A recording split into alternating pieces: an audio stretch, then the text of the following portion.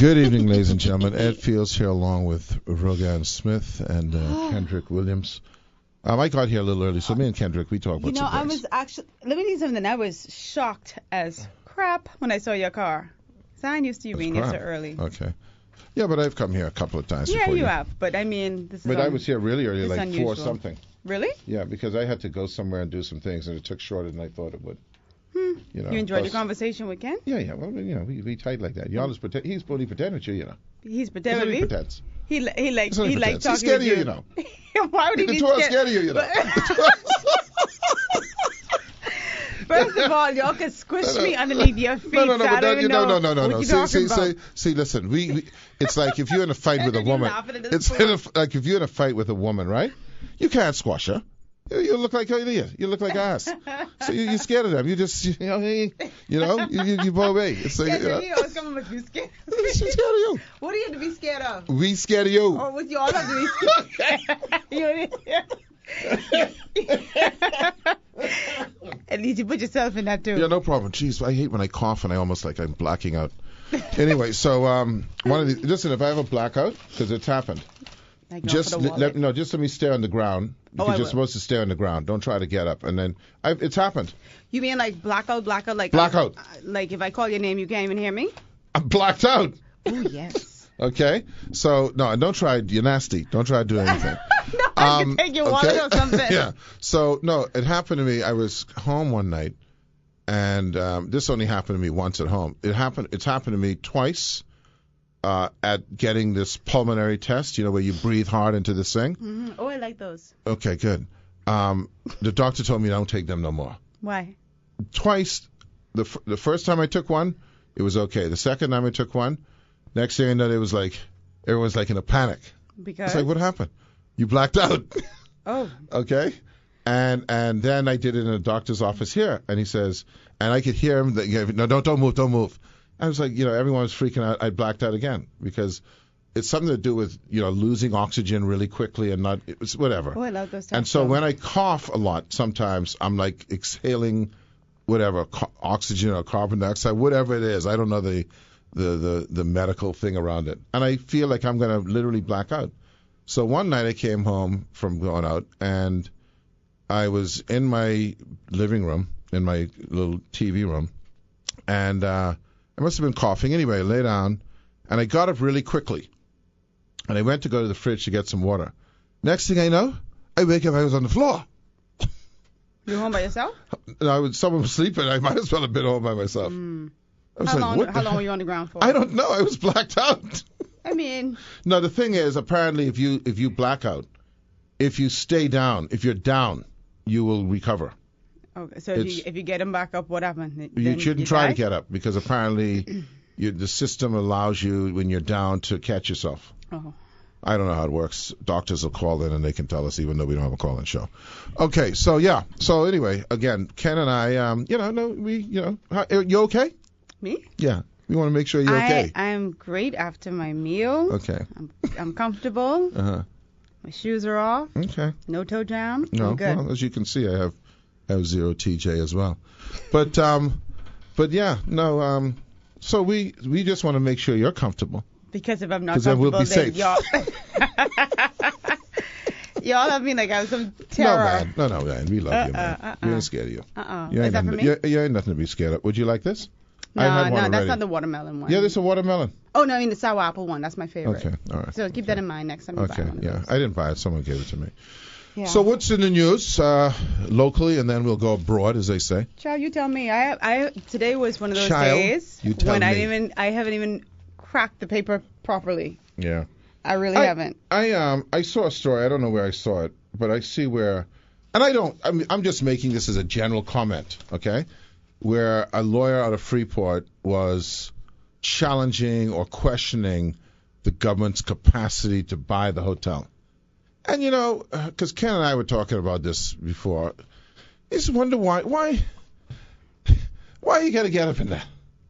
I mean, is it really that? I don't know if it's necessary. I mean, I don't know. Maybe it's, I don't know. I mean, I reserve the right, obviously, to make comments on things. But it just seems that, what are you trying to stop? You're trying to stop some people from being employed or something. I don't know. I don't know what the deal is. I don't know. We already know it's not a perfect purchase, but I mean, I don't know what else. I mean, he's entitled to say whatever he wants to say. If I were the government, I would let him go on and try to stop it, and then they can blame I'm him just saying for not getting the this jobs. is Maurice Clinton saying the purchase is unlawful. Unlawful. Oh, so that's a different. Yeah, and why is it unlawful? Tell me why it says, because I know we don't understand the legal stuff. Oh no, I'm just picking this up for the first time, so you got to bear with me. I'll bear with you. He says, hold on. Yeah. Are they stealing it? What's happening? Is there some paperwork that wasn't signed? Approximate stakeholders. I don't know. I'm just reading this. Whatever it is, it's some legal thing. You know, I can guarantee you that. It's not. Are they not allowed to buy it? I don't know. So you read this today? I only read the thing. You only read the headline. Yeah, I don't, because it's not of interest to me. No, I can guarantee you it's some legality, some technical thing. You know, it has nothing to do with, you know. In a recently written opinion piece, he described the purchase as evidence that the government's decision-making process or lack thereof is critically impaired. By that, he noted, I mean flawed, for not obviously being as informed as such process must be by views of proximate stakeholders. What that mean? Yeah, that's as far as I got on that. Yeah, see, that's where I got up to, you know. What that mean? You got to the... Oh, come on. No, I got to the flawed thing. But what that mean? Who understand that? They want buy the thing to keep the people in the job. What that mean? Yeah, that's all the people here, right? This is going on for so long, just reading this. Oh, my God. I don't have the time, man. Listen, You don't have the time. No, but seriously, you know what I'm saying, Rogan? I just, you know what I don't like? Obstructionists. I had a discussion with a government official today, and this is what I said to them, because I was waiting for a document, right, that has been gone on for years. And I said, you know, the person is a nice person. They're nice enough, and I think they're under-resourced. But I said, listen, do government people have any appreciation at all for the level of frustration that is caused with respect to the average citizen, to business, and do they realize that the same crying out they are for an expanded economy that they have, that they're actually the ones impeding it? Mm-hmm. I just don't see how you can feel comfortable with someone saying to you, you know, listen, man, I've been trying to get this for 13 years now, you know. How do you feel? Do you realize if Rogan Smith, in her position as whatever she's in at wherever she is, right? If I came to her for a product and I paid her for that product, and 5 years later I ain't had the product, well, first of all, it can't get to 5 years. No. What is the maximum you think if I come to you to buy a policy? You work at Sunshine Insurance. If I come to you to buy a policy and I pay you for the policy, what is the maximum amount of time you think that a client is not going to be satisfied with you getting the policy? They can be satisfied maybe a week. Maybe. And that's if they don't want it. That's maybe a week. Yeah, they ain't really looking to get it. So let me read this piece. But right 8 here. months later, you ain't gonna apologize yet? No. They won't even allow that. Let me just read this little piece right here. Read it for me. He said, nothing the government, this is Mr. Clinton, there's nothing the government could do to make its purchase of the resort legal. They can't be going into the consolidated fund to get money, nor can they be borrowing money that they can guarantee the repayment of. This isn't just any transaction. This is a transaction that violates the Hawksbill Creek Agreement. So I guess that's the issue right there, what he's talking about. As to would have standing in court to challenge the government's purchase of the resort, he said, nobody is thinking about litigation. Okay. Most people expect the government to respect the laws that they have made. And you have a case such as this where what has happened is the government itself is breaching the law. Okay, so I understand that point. I got it. So, okay, we wouldn't buy that. Don't buy it no more then. See, now, if I was the government, this is what I would say. Okay, I understand. This is what I would say, though, Rogan Smith. Because, you know, the government don't, first of all, they don't need to spend the money on that, right? They don't, well, they may need to. They don't want to, right? What I would do is don't buy it and say, when the people say, well, the government will say, the lawyer say we can't buy it. Blame it on him. The lawyer say we can't buy it. He say we breaking the law, and we don't want to break the law. So y'all got to go home now because we don't want to break the law. He's saying the Port Authority should be protesting this. I guess. Well, no one's protesting it because no one cares. Yeah. There's one person who cares. Him. No one's checking for this. Anyway, the AG said he's going to review the commentary. Yeah. Okay. Yeah. Good. All right. Well, there you go. Oh boy. Anyway, it's always It's a important thing. to read the full story. It is important. Yeah. You know why it's not necessarily important? Because no one cares. No, man. You care? Yeah. Okay. If it's unlawful. You want them to stop buying it? Put it on hold? I don't want Because I them can to, blame you and Maurice. I don't want them to break the law. No, but we can blame you. That's See, okay. it could be. See, it could be. When Rogan Smith and Maurice stop it. Yeah, me and Mr. Clinton. I gotta see. I'm gonna wait and see what the AG's office comes up with. You wait. We wait. They waiting because they waiting for Maurice and Rogan. They waiting for them. No, man. You got to do things the right way. Okay. Listen. Which about your? I see. Oh, there's stuff going on. What happened? Our good friend. I didn't see the full details. In fact, I was going to call him today. There's our man, Mr. Lloyd. What happened there? What was the story there? What are you talking Something about he had told the people that if they what do you call it? Report incorrectly, he wouldn't give them any more interviews or something like that? Oh, no, I don't know. Okay, all right. I didn't get the full story. I'm sorry, folks. This is important. This is why you should prepare before we come on the show. No, but I asked you. No, he had stated something that if he was doing like a outside a cabinet, what do you call it, interview, and he said to them that if y'all post any negative stuff, I'm giving you no more interviews. Did you hear that? No. Okay, well, I'm prepared. You're not. So get it together. I wasn't. I'm scared of you like Ken, That wasn't a hit to you. I'm saying, I said, I'm sorry, folks. This is what happens when you don't prepare. I didn't say for you. I'm saying to people on the air. Today we're both unprepared. I'm not scared of you like how Ken's scared of me. Today we're both unprepared. Okay. And then, of course, it's just all kinds of things. Stadium overdue. How do you go from 18 million? Who prices this stuff?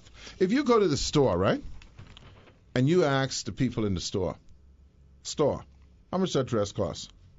And they tell you, you call ahead, and they tell you, well, that dress is 10. And then when you reach the store, they tell you, well, no, that's 42. Mm-hmm. How does that happen? The stadium they predicted when they signed this contract would be $16 million. How do you get to $42 million? Yeah. Well, you know what that sounds like to me. What? The eruption. Corruption. And it's not unlawful. It's not an unlawful thing that I'm talking about. Okay? How do you get from... were you telling them a lie so you could get the contract? Well, I mean, it could be many possibilities. Or maybe the person who was evaluating just didn't know what they were doing. Well, then you know what? You ain't billing this no more unless you could bill it for $16 million that you say you can bill it for. It won't look like you cannot have there's no way that you're going to be giving a contract to a construction company for a stadium, who in theory have not, what they call that thing, pre-qualification, who has not presented to you their qualifications, and that they present a bid to you, and then they come back with 16. And look here, you off this job, Jack. Yeah, absolutely. What do you say? Almost 3 times the cost. That's the increase. That's why I see some. What they putting in that? It's just ridiculous, you know. The other thing, we're talking about construction, and I just saw you didn't go on the. Ken said he didn't go. What's that? It was the. They don't invite us to these things. How did we get on the list? What's they had that? like a media tour. Of the IMAX theater. Yeah. Have you been in? No, I haven't. Maybe we can arrange a private tour. Media colleagues went. Yeah? They choose where they want to choose. No, well, maybe we need to call them. No, it's pathetic, and you call them. They should call you. No, but we can call them and say we want a tour. I don't have no shame like that. I just want to see it. I'm not ashamed. You're ashamed? Maybe they just didn't know how to reach us. That's how I think about it. So you call them and say, listen, y'all didn't have our number. Okay, well, listen, we'll send y'all our number. We'll come by Friday, me and Rogan and Ken. We'll get our tour then. Thank you. It's moving along well. Yeah. It looks nice. We'll be back in a second. Our guest this afternoon, always great to have conversation with him, is going to be Mr. Pat RHAMING, but we'll be right back before the news. Good evening, ladies and gentlemen. Have at it. Before we go, because I scared of her. Before we go into the Trump man segment, Ken, tell me about this story about this Philadelphia thing that you were talking about, man. Because I just want to see how human beings. I want people to see how human beings. It's a go. story of a lady who ran out of gas in a really rough neighborhood part of Philadelphia. Yeah. And a homeless man saw her on the street, and he went and gave her his last $20 His to last put gas. 20. Yeah, last 20. Oh, yeah, I know this. Put gas in the car. Right. And she started a GoFundMe page to, raise some funds to get him a home or whatever, get him off the street. Yeah. The page accumulated some, let's say $400,000, I think it was, they said. $400K. Yeah. Yeah. He got a small percentage of that. I thought you said he got a third. Less than that. Okay. Yeah, and now he has hired a lawyer and everything, trying to get the. You think he got 100,000? They say he's gotten that much, but I doubt it. Okay, so let's He say looked like he got about 30. So what happened now? He got. he You looked know like he got why? about 30. You know why they say they're not giving her the Yeah. money? What happened? They said because he must have relapsed on drugs, and so they didn't feel it was responsible to give him all that money. But So they were keeping it. yes, They're just right? holding it for him until he get But together. I feel like they saw how much money they accumulated Right. really quickly, and now they're like, But listen, Yeah. but if they use the excuse, they say they were holding it for him till he Right. get his act together. Well, they say, but he has acted together now. Well, he's So they have it his for him, act, but his act to get enough to get a lawyer. So Exactly. so they have it then. They have it. No. They have They it in have the the drawer. money. Money They have it in the gone, drawer. man. Huh? What do you mean it gone? They don't. The money's been spent. Nobody. Spend on money Yeah. because I thought you It's said. updated I because thought you they said. said- I thought you the said they were last- holding it for him, Ken, in the drawer or something like that. No, not in the drawer. That was their story originally Okay. a couple of weeks ago, until Okay. before he hired the attorney. Yeah. So would they spend the money? Yeah. Okay. Or are they Well- going down? Well, let's examine this in a couple of ways. You see why you don't give nobody no gas? He had 20. $20? Okay, hold on. His The last last thing 20. we know is his net worth was 20. Right. Exponential growth. All right? His $20. So let's just say, for the sake of argument, I want to give the people the benefit of the doubt. Let's say they gave him $100K. Yeah. Let's just say they gave him $100K. So he had whatever $100K divided by $20 is. That's how much times more money he had. But he ain't good with that. So he's suing them. Put out a $300. You know why? Why, babe? And I don't blame him for suing them, right? Yes, ma'am. Because the people who gave to the GoFundMe page gave because of him. They didn't give because of the couple. Exactly. That's his money. They gave it for his purposes, for his benefits, because of his good deed towards them. Now, can I also make another recommendation? Yes, sir. He needs to get rid of the lawyer and hire Rogan Smith to talk to them people. Okay? Because they'll get that money on the draw kick. Boy, I wish. Yeah. I maybe I just might call him with the law. But it's just the human dynamic, hey, of what people will do and That's all that, and money and all disgusting. that kind of stuff. I'm not mad at the guy, No, but you can't be mad at him. Yeah. No, because some people were still saying, oh, he should be lucky that they get. No, he shouldn't be lucky. Nothing. No, they did it in his name. They did in his name. He did. He should good get at deed. least a 50-50. At least a 50-50. You talking, but you so care about him, Yeah. you don't want him to waste on. At least a It's not, 50-50. that's not for you to decide. Give him his money. And you should at least, if you cared about him that much, you should have had it in escrow. That's right. You know Exactly. what I mean? Yeah. Had it in the crow for him, and now there you Had go. it in the crow. Okay? When he No, ready, you get to get a little they're piece coming at a time. across very, very slim What shady. they So I should have didn't know done- all the money was gone now. Ken. And what they should have done is maybe was give 2 a little weeks piece ago. of time. That way he could all them off. Anyway, Yeah. that's another thing. Now let's talk about our man, your man, and who you say you never listen to and you don't. No. Is the Trump stuff. Because listen, you can't avoid it. Yes, you can. So okay, good. You can kill yourself and then you wouldn't No, know. I don't have to kill myself. Okay. I'm here, and I've been trumped out for a very long time. I don't mind you talking about. I cannot okay. stand talking about this man because every day is a new thing. All right. Well, and in fact, one person said on TV this morning, the problem is as there's one chaos or one scandal or one catastrophe, it's going to be overwashed by the 1,700 other scandals that have come between now and has gone. But the newest one, which they had this Bob Woodward book, and Woodward apparently is a very thorough thing, because Trump getting into the realm now talking about you shouldn't be able to investigate this one and you shouldn't be able to get this one and all that. But this is how people like Richard Nixon and all that got pulled down, right, through anonymous sources who were credible. So Bob Woodward is just he's probably the gold standard of investigative journalists, I think. He's extraordinary. Yeah. And so he has this book, and Trump calls him and says, look, it would have been good if you had called me to, talk to me about being in this book, or that I'm the subject of something. He goes, yeah, but I did. First he said, listen, by the way, Mr. President, I'm recording this. Okay? So he says, no problem. Trump said, no problem. So he says, listen, I wish you had told me about this. He goes, well, Mr. President, to be honest with you, I tried for at least 6. Oh, and by the way, I also have my assistant Evelyn on the line. I call at least 6 times. Okay? I call at least 6 times to different people to try to get an interview with you. He says, I spoke to Senator Graham. He says, yeah, that's right. Graham did tell me. Says, I spoke to Kellyanne. Oh, Kellyanne's coming out. This Trump now. Kellyanne's coming in now. Kellyanne, did you get... Yes, Mr. President. Whatever. Okay? So he says, listen, Mr. President, I just want you to know. He goes, well, these people, these are not... Are they anonymous? Are they anonymous sources? Are they, Mr. President, listen, I have hundreds of hours of tape. Hundreds of hours. Hundreds of hours of people on tape. Okay? Now, I want to know who you're going to believe in the world. Jesus Christ or Donald Trump, because if you gotta have the extremes, I mean, Bob Woodward isn't that, but who are you going to believe, Bob Woodward and his hundreds of hours of tape, or the Trumpster who lies on a second by second minute? Know.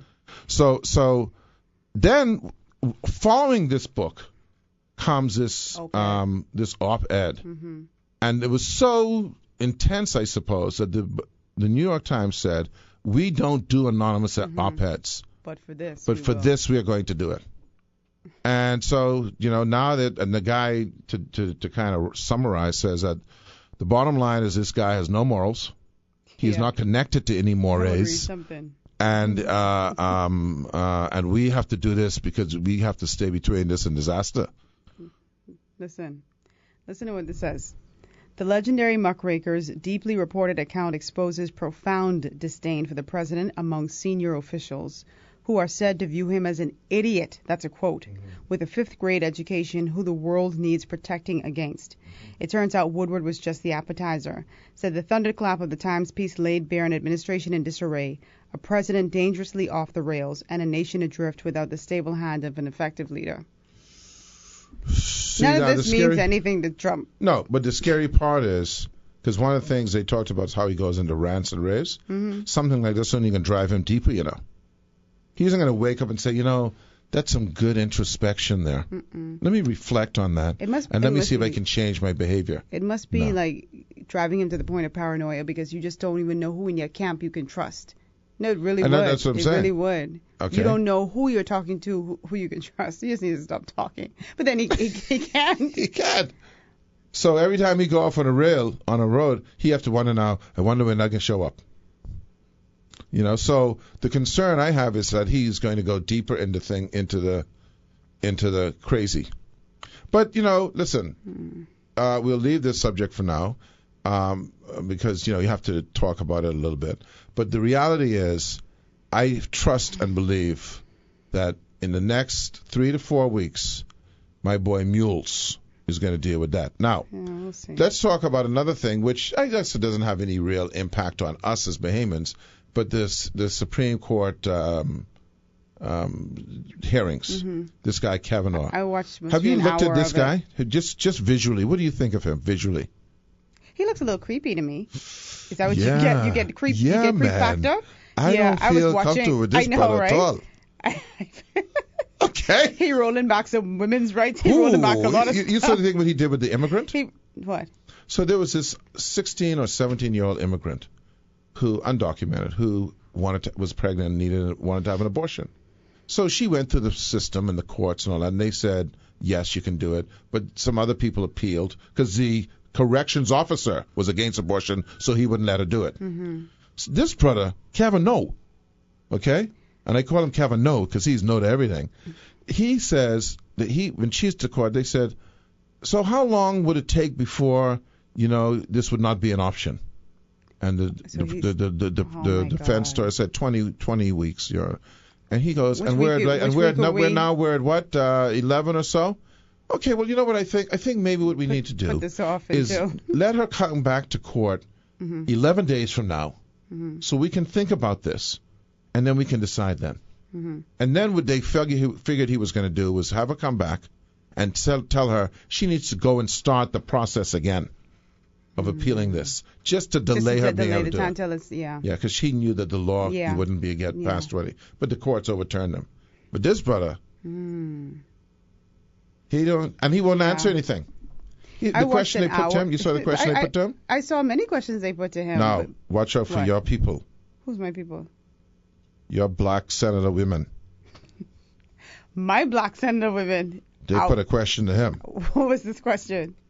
They said, now I want you to, this is that Kamala Harris woman? Yeah. Oh, I like you her. like her? Oh, I love her. She said, I want you to answer a question. It's a direct question. It's yes or no. Did you speak with anyone in the law office, and I'm making up the names now, of Capano, Market, and Sockett about Mr. Mueller and the investigation? Just a yes or no do. And by the way, Mr. Kapana is the attorney for the president. Mm-hmm. Did you speak to them? Yes or no? The who? Oh my no, God. no, just yes or no. Mm-hmm. I don't. If you could tell me maybe the person you're referring to. No, I don't need to tell you the person I'm referring to. Mm-hmm. And you need to be careful. Mm-hmm. That's what she said. Mm-hmm. You need to be careful. I'm asking you directly if you spoke to anyone in the law firm of Capano, Marco, and Knox about this thing.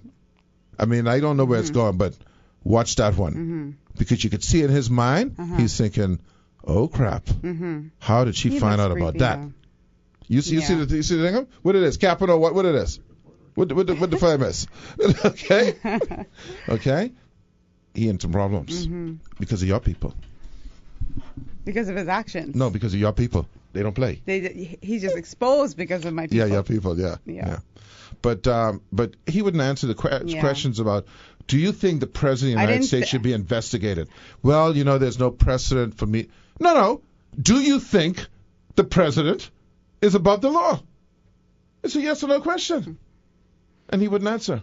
That's but he can get in. But that's all right. He will. Unless my man Mules do something you before that. You counting I count on on Mueller Mules for a big lot. time. Oh yeah. You see it, Ken? You don't have the play the tape, man. Right? Let the people, huh? After the news. After the news. Okay, then we'll bring Pat in. Okay, so we going to news now? Yeah. Let's go to news. Good evening, ladies and gentlemen. Ed Fields here along with Rogan Smith. Right after the news, we're gonna bring Pat RHAMING in a couple of minutes, and we'll just open up the mic and have a conversation with Pat. Always interesting. But we were talking about this doesn't apply to us, but it shows you a couple of things. It shows you how democracy is run, and sometimes how it's run poorly, especially when you have a very strong one-sided legislature. But also it shows you how people just lie. You can just see them lying, and because you can just answer the question yes or no. Okay, but you see them, hemming and hawing. Yeah. And these are supposed to be the people who will decide on the lives of millions of people and the impact of millions. But play the tape. From Brett Let Kavanaugh. me set this up. This is Brett Kavanaugh, and Kamala Harris is asking him some questions. Founded by Mark. List of names he can be given. Boy. Anyway, you'll see where it goes. We haven't seen the days. It's so obvious. It's so obvious. Because all of a sudden he's thinking. Oh yeah. You've spoken for 8 hours. The all thing of a sudden you don't know. You know the thing about human beings and about integrity, right? Is that no matter who you are, there are things you do that you don't think would do any harm. So let's say you had a discussion with someone at the law firm, and maybe you thought that, it's not the president's lawyer, but I'm just talking to Rogan. Well, the problem is you then give the impression that you're talking to someone who knows the lawyer who's talking to Trump. Right. And you might be, and this now gives you've essentially said to Trump, you straight. Right. You covered. Yes, absolutely. Okay? Because what he may have said to that guy is, listen, I might as well tell you, Rogan, if I ever get on that bench and they try to do that, I can get rid of that Miller thing right off the top. Now, he may not know who he's talking to. He may be talking to one of the brothers who hate Trump, who just did the op-ed. He may be talking to Mr. Op. Okay? Now he doesn't know who is it you're referring to. No, he know. No. I know he knows. Yeah. I'm saying he's sitting here acting fool, playing the fool. He thought he was tight with Rogan. But he don't know Rogan turned right around and gone and tell her, listen, he told me that if he get in that thing. See, it's like the Grand Inquisition. You remember the Grand Inquisition? You're talking, this is back in the 15th century. You talking to Rogan Smith about I don't really believe in God like that. And Rogan said thinking to himself, I get into trouble. Are you going to go I report got to go this? talk to the ground in prison about him. Mm-hmm. Next thing you know, some soldiers come to your house, and you're on the stake. And they torturing you. Mm-hmm. So did you say to anyone about you don't believe in God? Never said it. No, sir. Never said it. You sure about that? Very sure. Okay, tell you what. We're going to have to stretch you a little bit.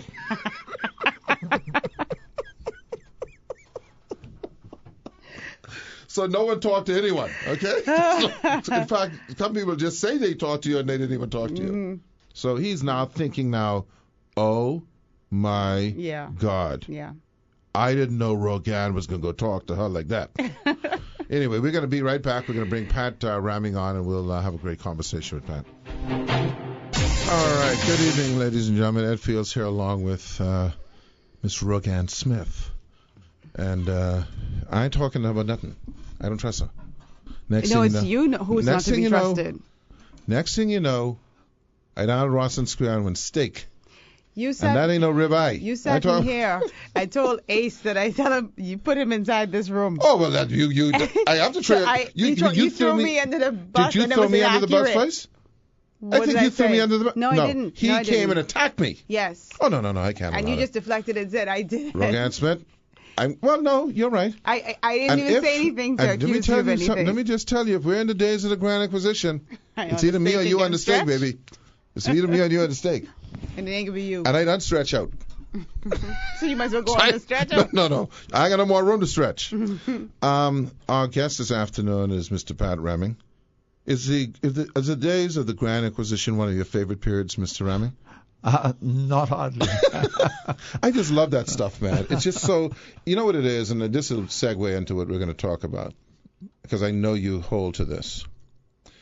It shows how ignorance can prevail for so long. That people can hold on to a perspective about something, right? Mm-hmm. And to the extent that they will torture, kill, maim people, all in the name of something they believe is right, or even more insidious, they hold up to be right just for their own benefit. Mm-hmm.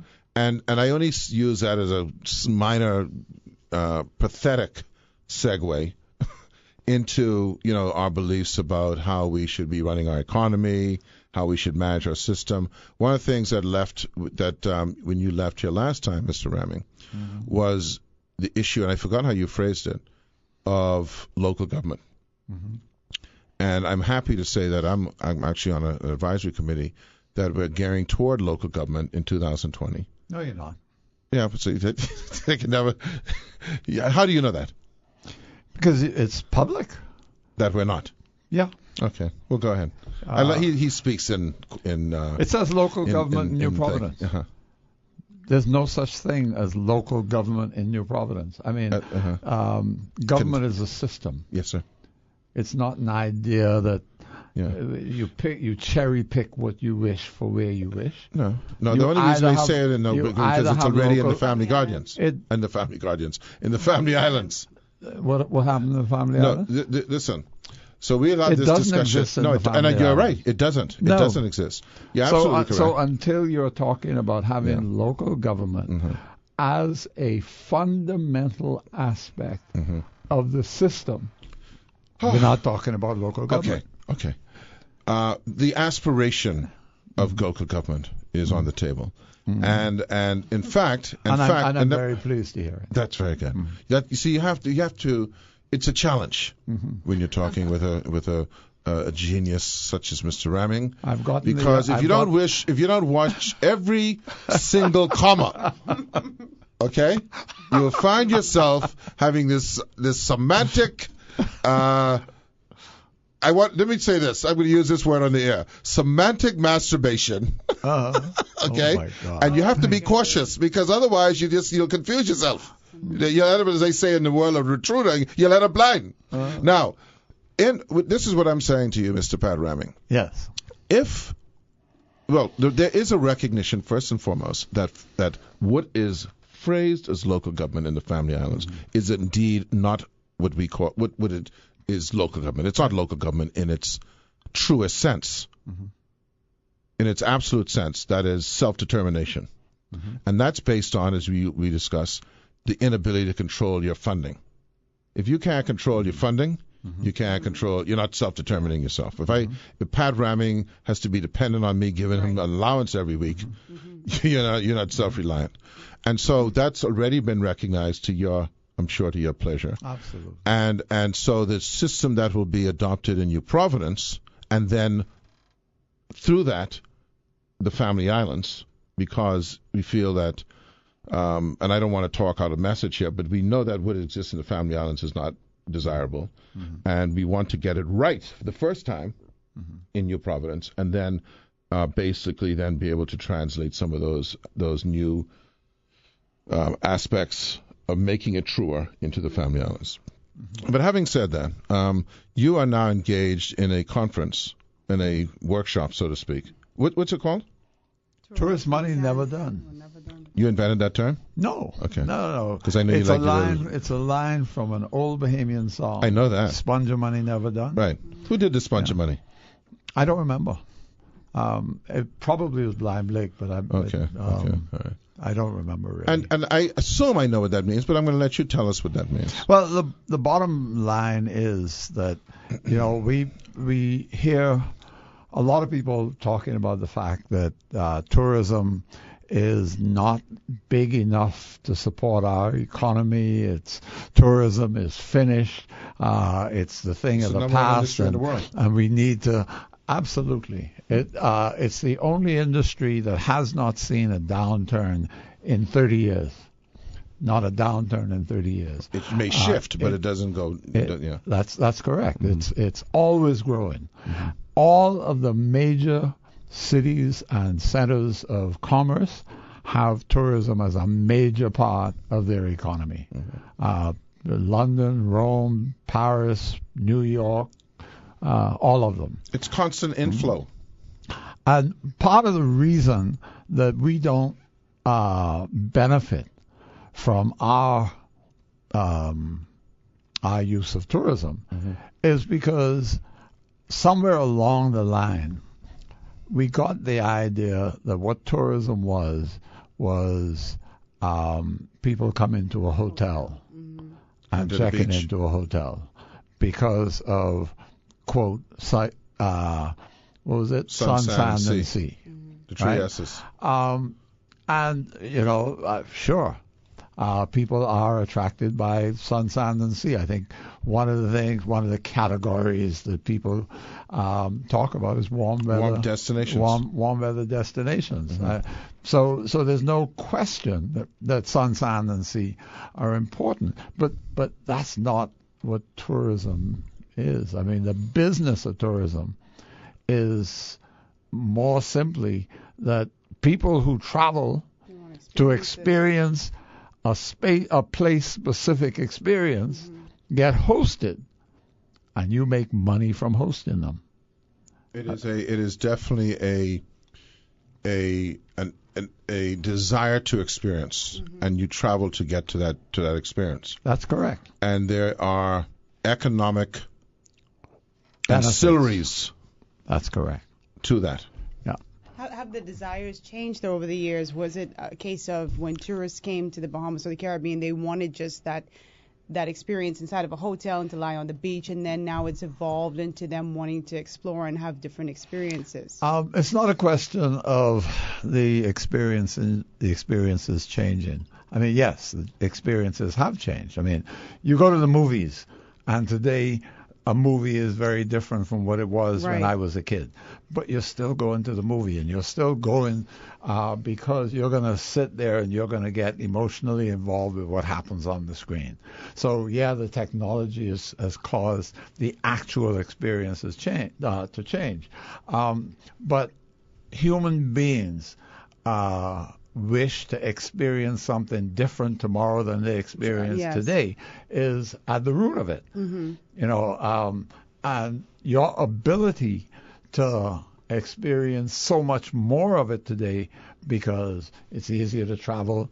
The credit card makes it easier for you to pay for stuff after you've used it, etc. Means that the competition's a lot fiercer. Do you know where tourism first started and why tourism first started in places like the Bahamas? Go on. Medical. Really? We had way yeah. back when people were getting the wealthy were dying of consumption and all of these things that they were probably ignorant about and wasn't really the cause anyway, about how you would, survive better in a warmer climate. And so the wealthy would come to places like this and convalesce for months.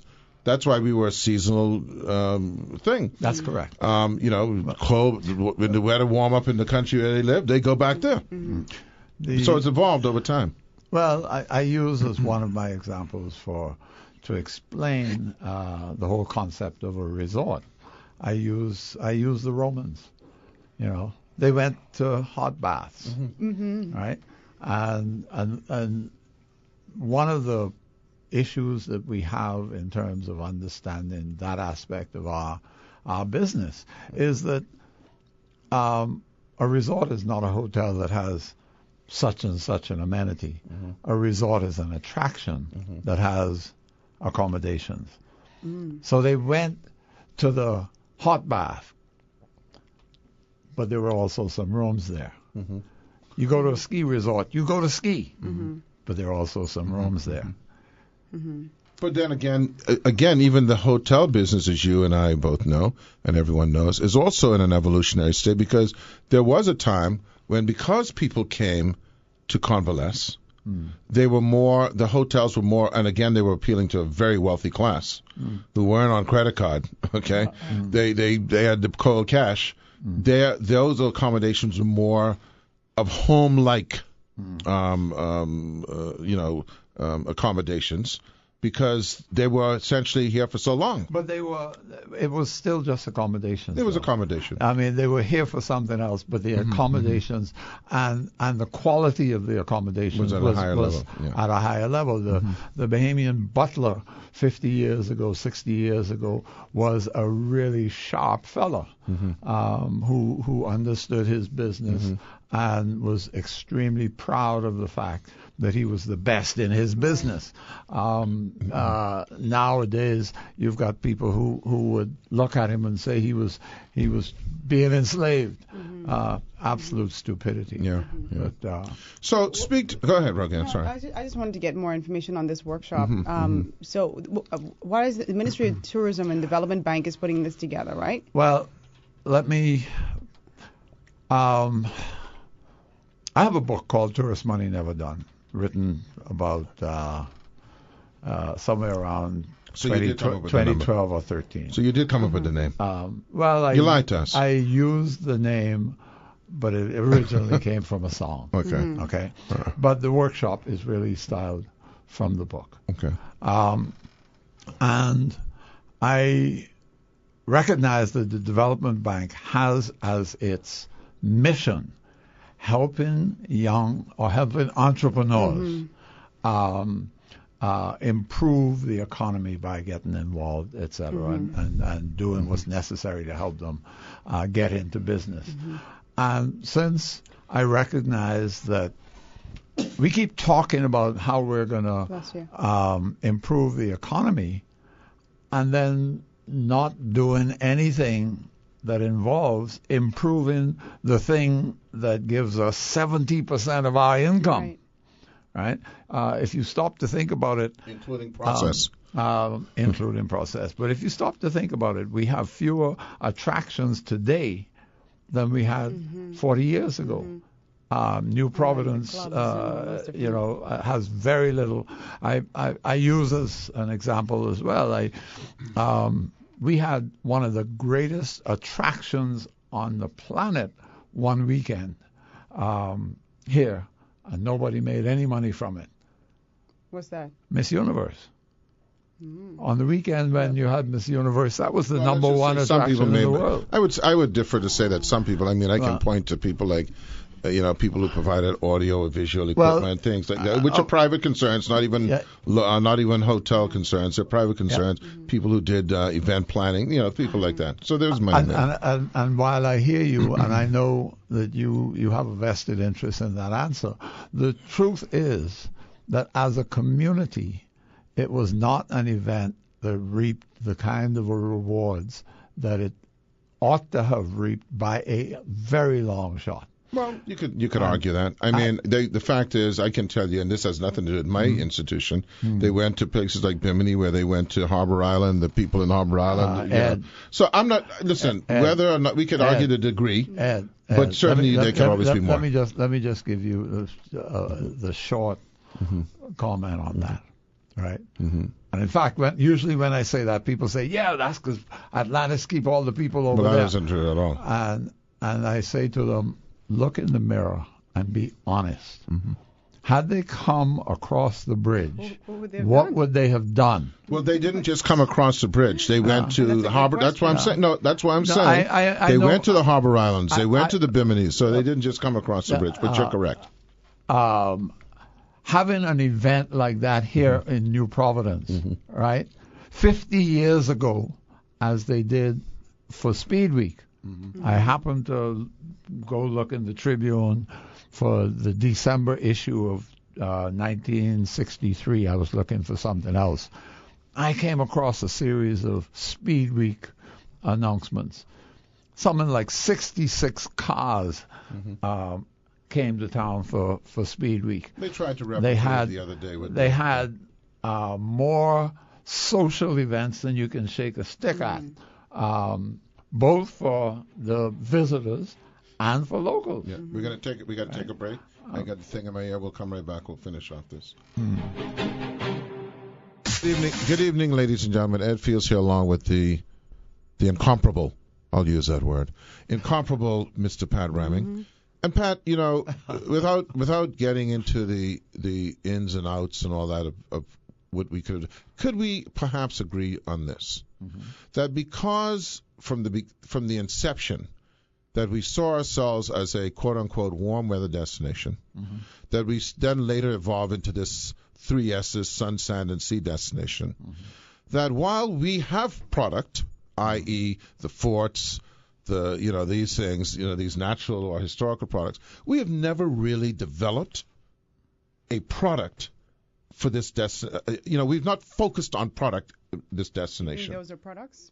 Well, those I view historical heritage, etc., as potential product, right? Potential product. We've never developed it. Right. That's what I'm saying. Have we always had that lacking?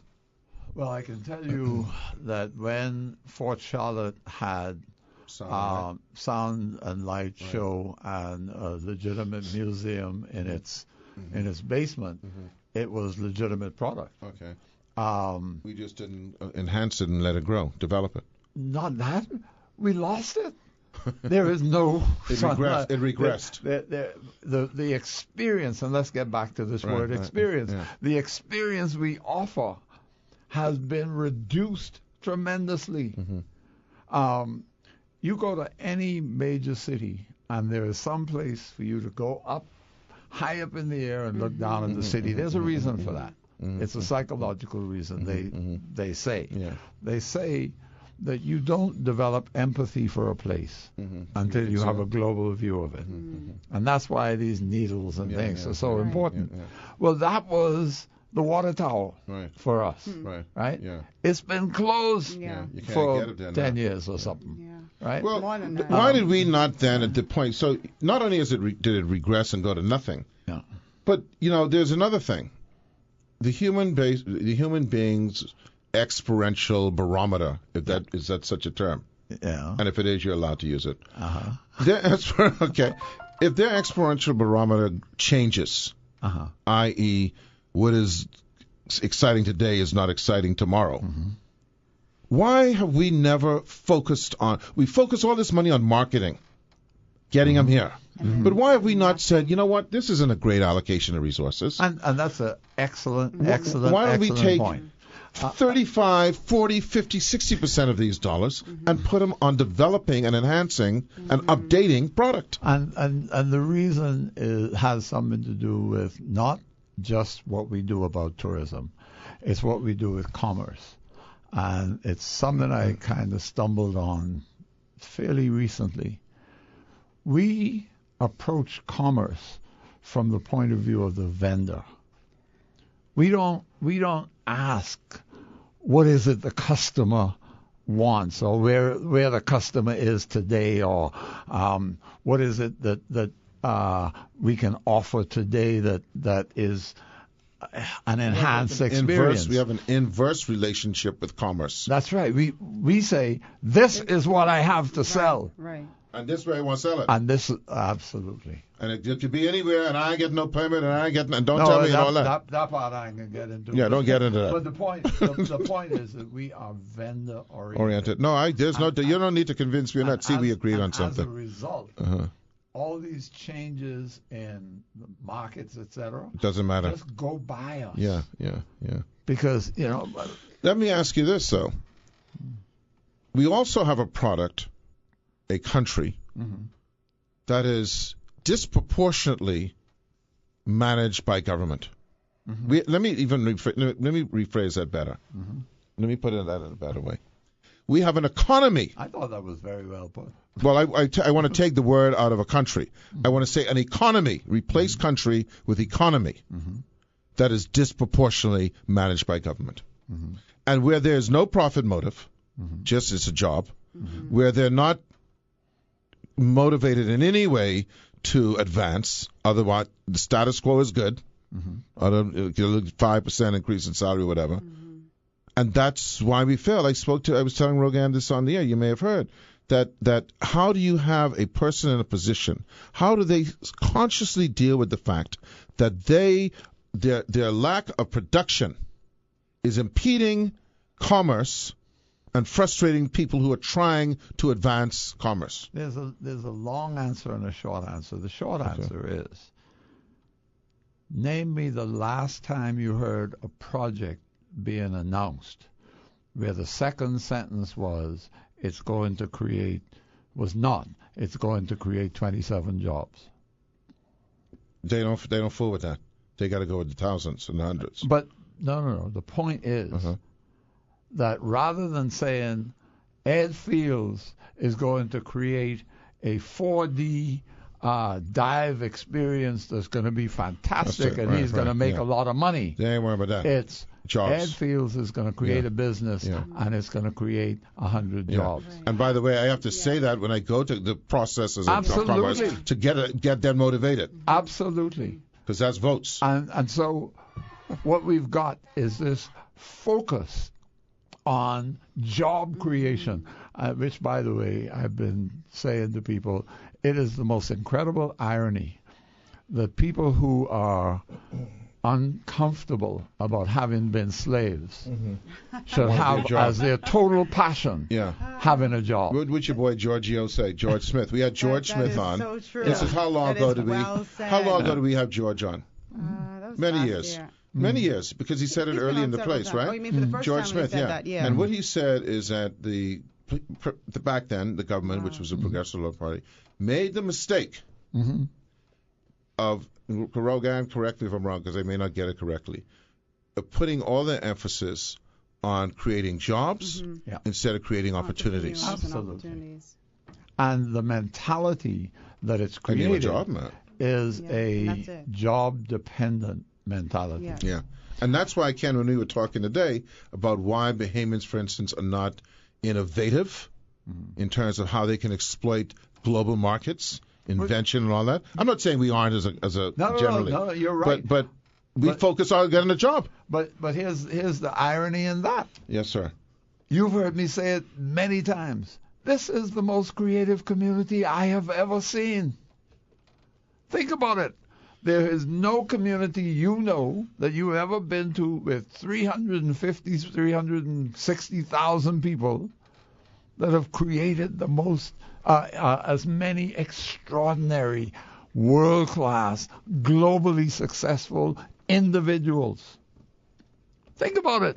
Per capita, you mean? Yeah. Because I've been to some creative places, I can tell you that. No, but I'm saying 360,000 we people. Occupy a special space. And we got world-class everything. Bankers and lawyers and athletes and teachers and professors and world-class everything.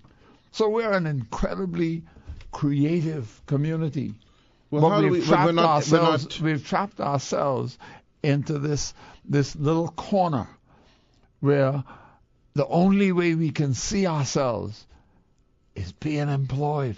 Well, so we have not, we may be creative inherently, but we have not activated it. Is that a fair statement? Yeah, that's fair. Okay. And that's why this workshop came about. Okay, this is a catalyst to that. It's intended to help people release their creativity from that point of view, Okay. especially in relation to tourism. These are individuals who have ideas about what they want to do in tourism, but just don't know how to go about making those ideas. Yeah, pop. I think a lot of people are quietly, as they're on their way to work in the morning, saying to themselves, "Boy, I'd really like to get into business. Right. Yeah. I'd like to do something that allows me to get into business, and tourism is something that I think I'd really like." They just don't know how to go Let about me it. ask you a question. You're involved in this process, the straw market. I want to use this as an example of scenario. So I came back from South Africa. Which straw market? Well, the marketplace, or whatever you want to call it. The T-shade market. Anyway, the thing is, I went to this thing in South Africa, which was a wonderful market, where there was no repetition. People making stuff out of all kind of materials. Yeah. Okay, getting a little piece of corrugated or tin, and doing paintings that symbolize the home, what do you call it, the homelands, the townships, all sorts of things. Okay, I brought back a whole bunch, and not overly expensive. Okay, how do we get people? Because right now there's a pricing issue, right? So there's some good stuff that we make. Like you could go to Red Bay's and you can get some of the best hand woven baskets that you'll ever find. Seminole Indian type descendants and all that stuff, right? But it's expensive, and and there's obviously a market for that, so that's fine. But how do we get to where we have homemade souvenirs that are priced at a place that competes with, China pricing? I hate to say it, but it'll never get to that low. But to where it can meet the market demand in terms of the people who are coming here. Is that even possible? No. But in terms of what you're talking about, the problem is not what you say the problem is. Yes, sir. The problem is that there is a difference between craft and souvenir. Okay. You can have both, though. Absolutely. You do have both. Okay. And one of the problems that we have is that we put them on the same shelf. You put something that is by its nature inexpensive because it's mass produced next to something that is a work of art. And you ask the work of art to compete with the mass produced thing. That we're one of the few people in the world that's still trying to do that.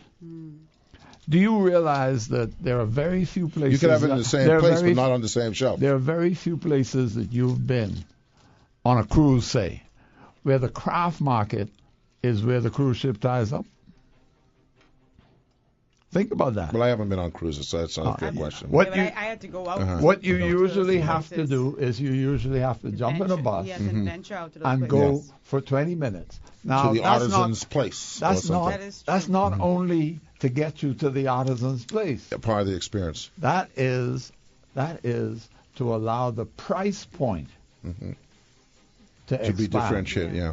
And it is a part of the experience. You're now experiencing this place, so that when you go to buy a piece of their art, it ties in with everything. The other thing is... We got to take a break, so we can come right back. It's very important, because this thing about souvenirs is we're killing ourselves.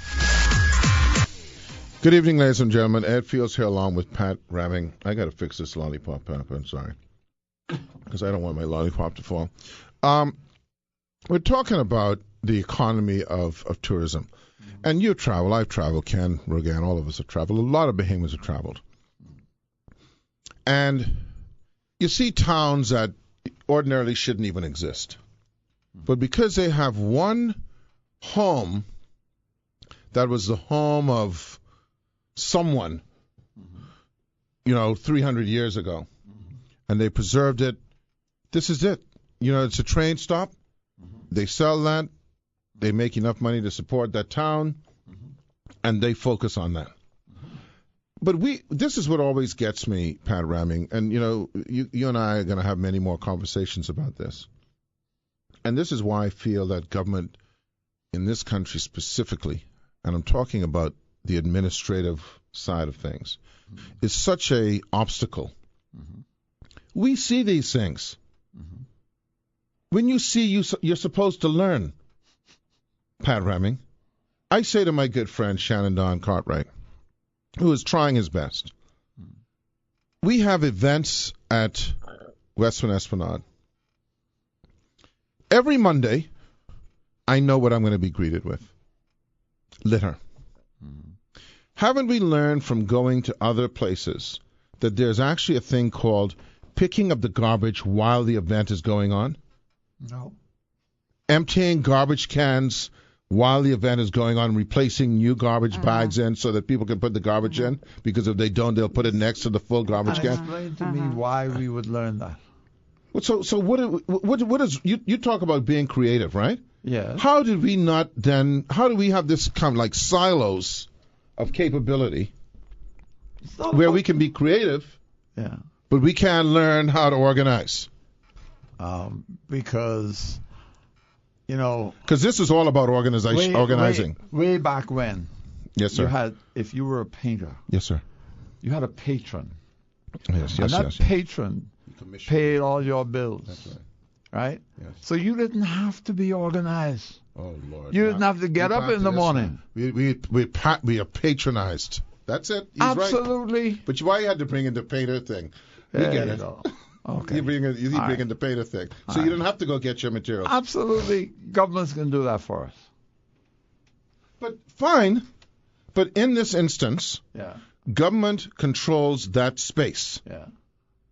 I'm just talking about why can they not, instead of coming afterwards and clean up during? Now, I'm going to use it. I'm not picking on anyone. I'm just using as an example of how our mentality is that somebody else is going to do that for us. That is true.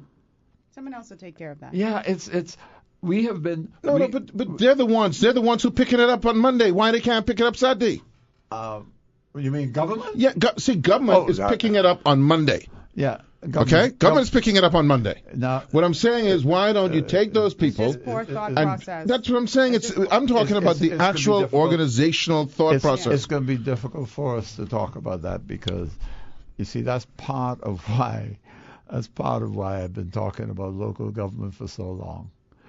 There is no aspect of our existence that we, the people, are involved in. It does not exist. I don't want to shake your hand because no one can see it. Okay. This is why we go back to this thing about this whole.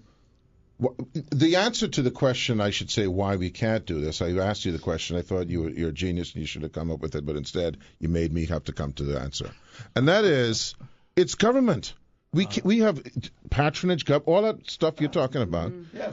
You can go. You know what I'm afraid of, Pat Ramming? Yeah. You'll go and you'll have your sponge of money now. What is it? Tourism money never done or whatever, right? Done, yeah. And you're going to have the conference. You're going to have some speeches. You got some panels.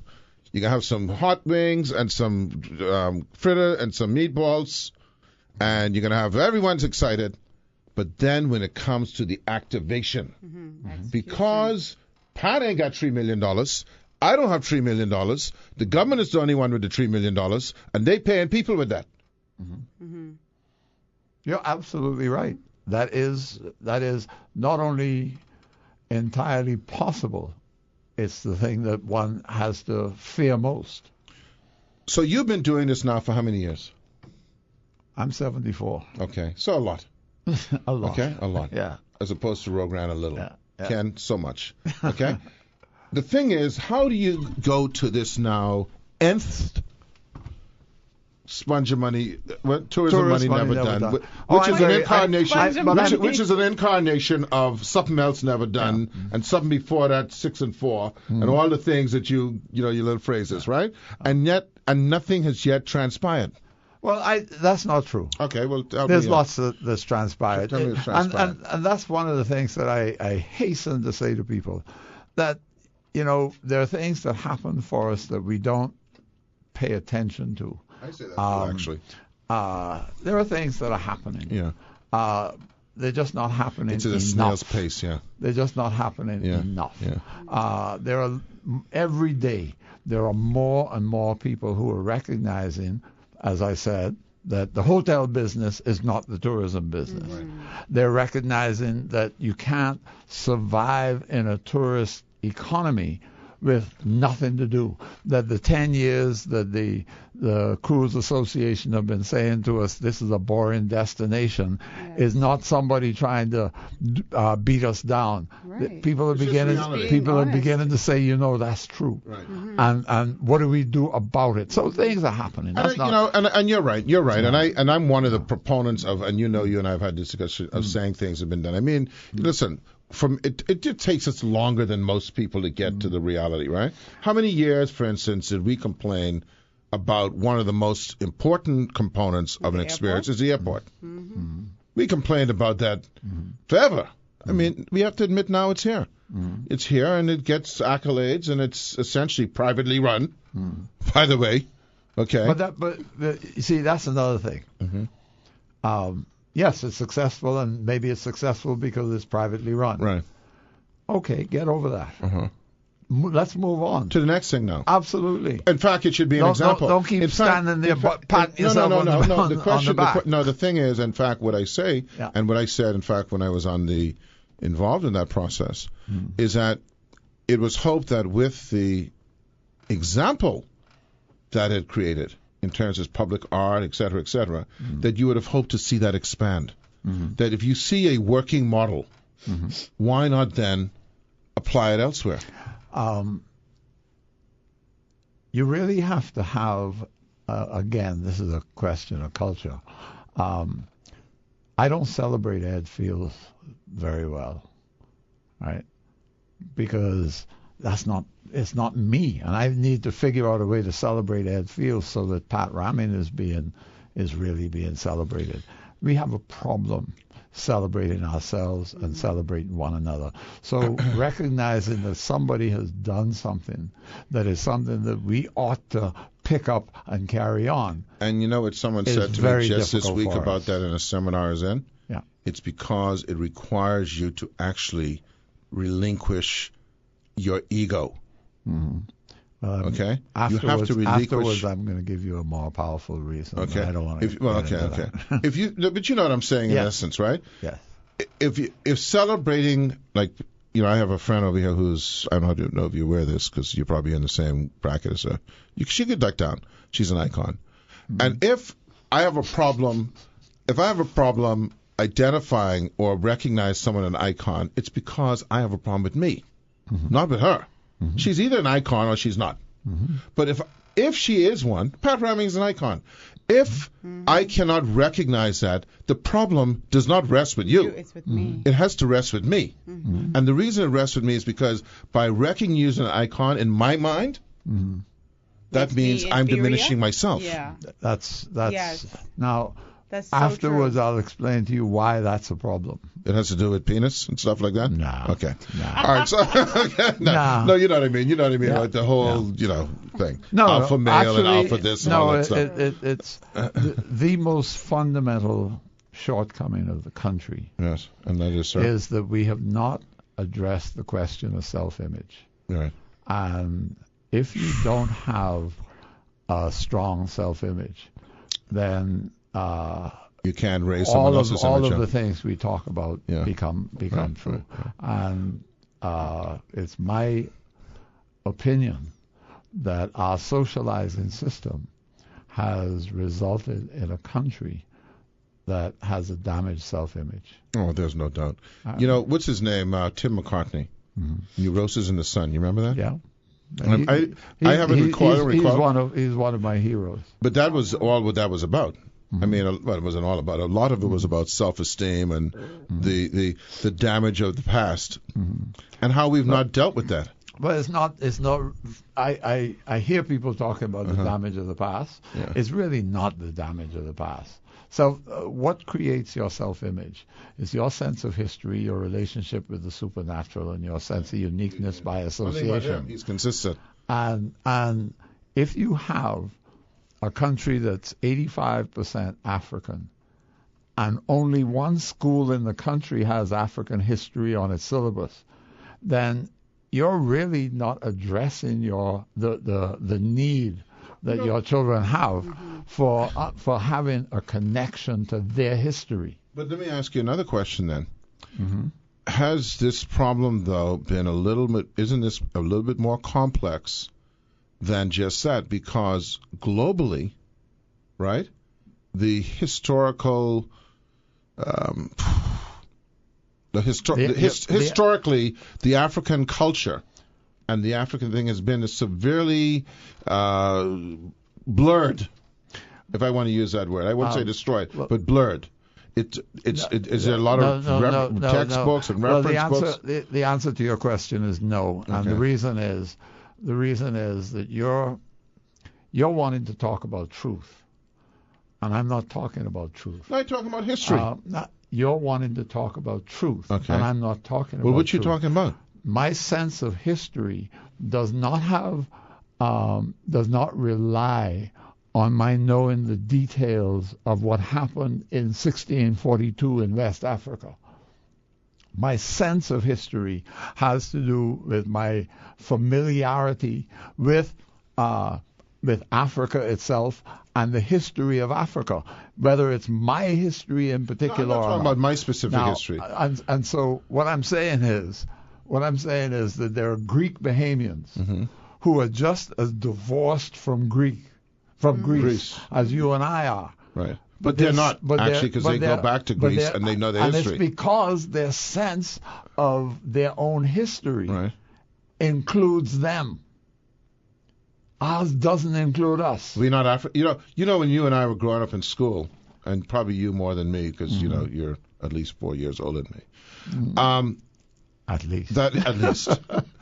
You know that you and I, when we were growing up in school, do you recall this phrase when people wanted to essentially ridicule each other? What they would say? You old African. You ever heard that phrase? Yeah. You old African. It was like a. Yeah.